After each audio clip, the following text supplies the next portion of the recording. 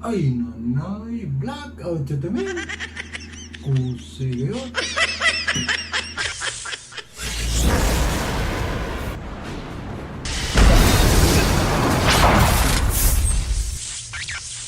Are you tired of never-ending blackouts?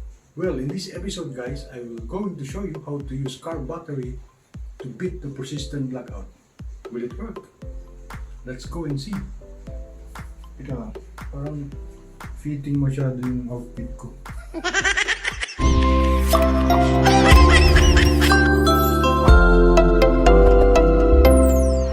Buenas amigos!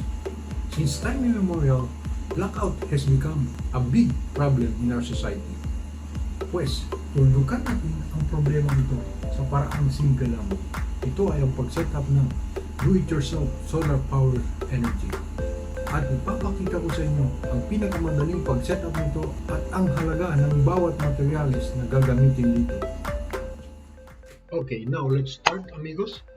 In our setup, there are four major components: the solar panel, otherwise known as photovoltaic panel, solar charge controller, car battery, and an inverter or power inverter. The solar panel will harness the energy from the sun. The solar charge controller will control the charging of the battery. The battery is the storage of the energy harnessed from the sun.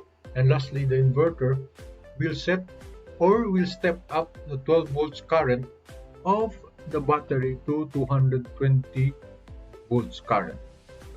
Connect all the terminals of the components.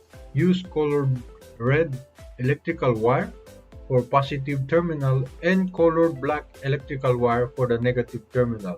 First, connect the positive and negative terminal of the solar charge controller to the positive and negative terminal of the car battery, respectively, as shown in the figure.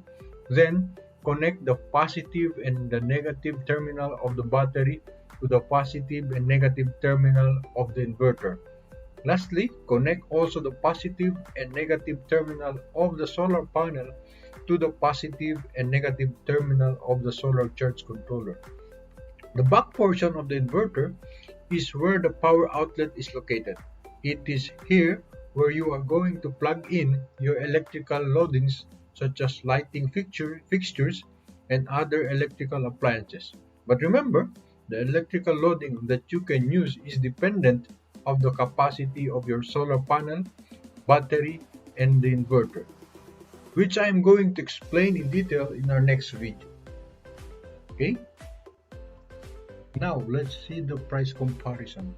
Don't worry, the terms used in this video shall be explained in detail in my part 3. The only intention we have is to let you understand how easy it is to set up this DIY solar power setup, because the materials used in here is readily available in the market. I have included the link in the description of this video where you can purchase these materials. If you want my help for the setup, you can comment in the comment section and I will be happy to assist you.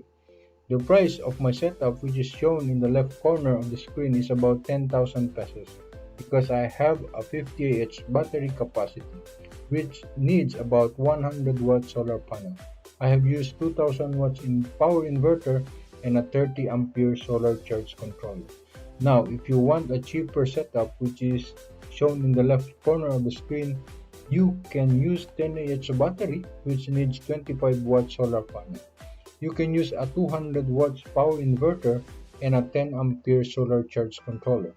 This kind of setup is estimated to reach 4,960 pesos, or if there are sales, most probably you can purchase these materials in a much lower cost.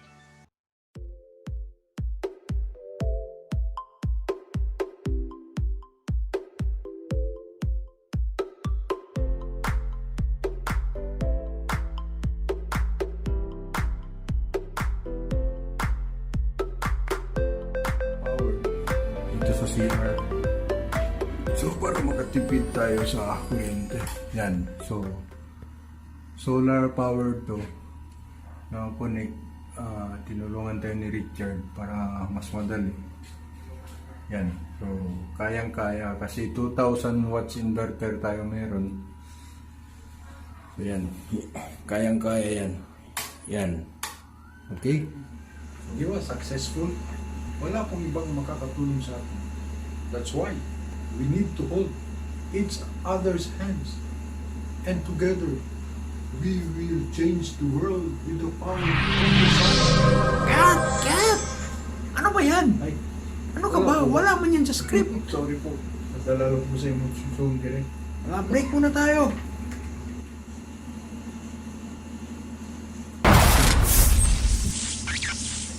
Teka lang. Parang may mali. Na, bakit napunta mo dito? Direk, parang pinaglaruan ako ng makeup artist ah. Meron ba talaga? Ganito ba talaga? Kids, don't try this at home ah. Dapat may supervision. Bakit may tissue dito?